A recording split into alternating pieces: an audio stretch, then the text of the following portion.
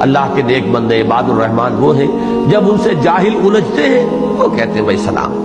یعنی فرض کیجئے کسی نے آپ سے بات شروع کی، آپ نے بھی اپنی بات اس کے سامنے رکھی، لیکن آپ کو محسوس ہو گیا یہ سمجھنا نہیں چاہ رہا، یہ الجھنا چاہ رہا ہے، یہ خامخواہ کو بحث کے اندر مجھے الجھانا چاہ رہا ہے، اس کی نیت جو ہے بات سمجھنے کی نہیں، تو فوراً بجائے اس کے کہ آپ بھی اب لٹا پیر رہے اس کے ساتھ اور جیسے اس کا پارا چڑھے آپ کا بھی پارا چڑھنا شروع ہو جائے، تو اس کا حاصل کچھ نہیں، نقصان ہے،